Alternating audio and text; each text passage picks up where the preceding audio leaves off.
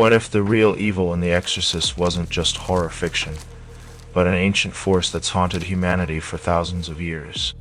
Everyone remembers the spinning heads, the pea soup, and the bone-chilling screams from The Exorcist. But most people don't realize the demon in that movie wasn't made up. Pazuzu is very real, and way older than you think. Today we're digging deep into the terrifying history behind Pazuzu. The demon who didn't just possess a little girl, he possessed an entire generation's fears. Let's jump back in time, way back. Long before 1970s Hollywood. Long before scary movies even existed. We're talking about ancient Mesopotamia, around 600 BC. In that world, demons weren't Hollywood monsters. They were part of everyday life.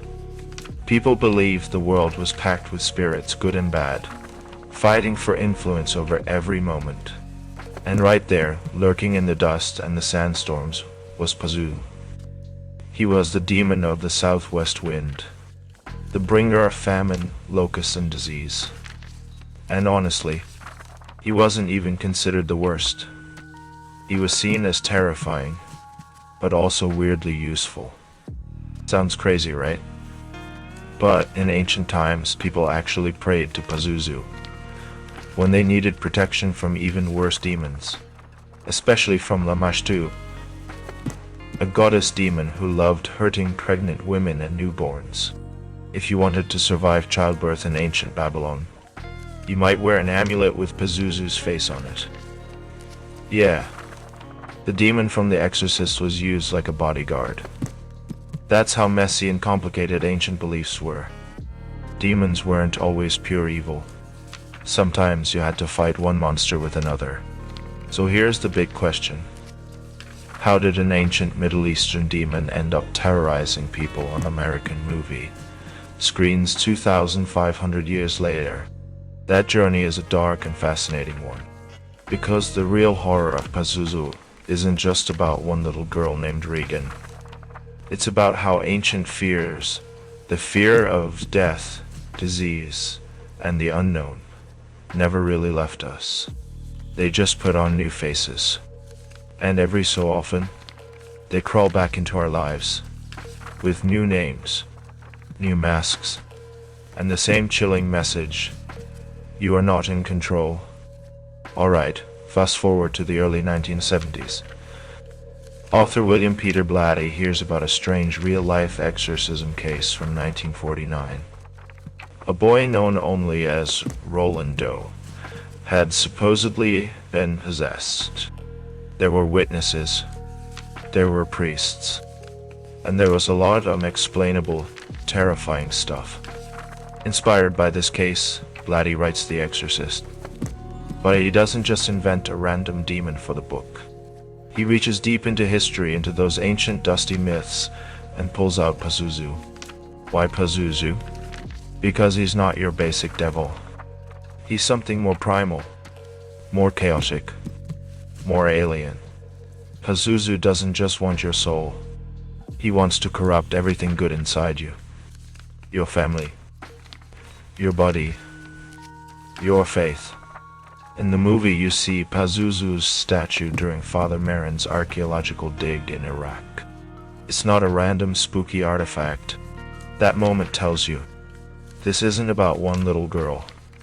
This is a cosmic battle. Ancient forces.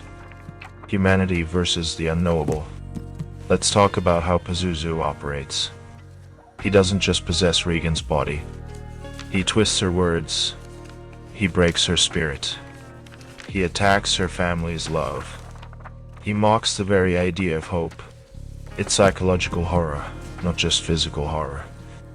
And that's what made The Exorcist hit so hard. It wasn't just a scary movie. It was a full-on assault on everything people thought was safe and sacred.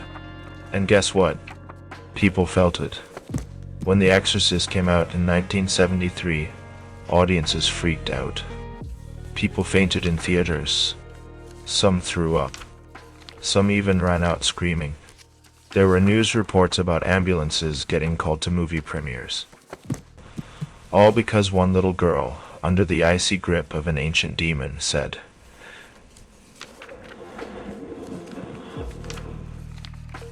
and did things no one could have imagined seeing on a movie screen. And deep down, maybe people weren't just scared of Reagan. Maybe they were scared that the darkness Pazuzu represented was already inside them, hiding in the corners of their homes, their hearts, their faith. Here's the most terrifying part. Pazuzu wins. Think about it. Even though Father Marin and Father Karras fight with everything they've got, the cost is massive. Marin dies. Karras sacrifices himself. Regan is saved, sure, but the scars are permanent. The message the Exorcist leaves you with isn't good triumphs over evil. It's evil is always there, lurking, waiting, testing you, and sometimes takes everything you have just to survive it. There's no shiny happy ending here. Just blood, tears, and the hope that maybe, just maybe, you pushed back the darkness for one more day. And Pazuzu, he doesn't disappear. He's ancient. He's patient. He'll wait another 2,000 years if he has to. Because he knows humans are easy to break. At the end of the day, The Exorcist isn't just a ghost story. It's a brutal reminder that no matter how modern we think we are, no matter how much science we believe in, there are still parts of the human soul that are vulnerable. There are still cracks where the ancient fears slip through. Fear of losing control. Fear of the unknown. Fear that evil isn't just real, but personal. And Pazuzu, he's the face we gave those fears.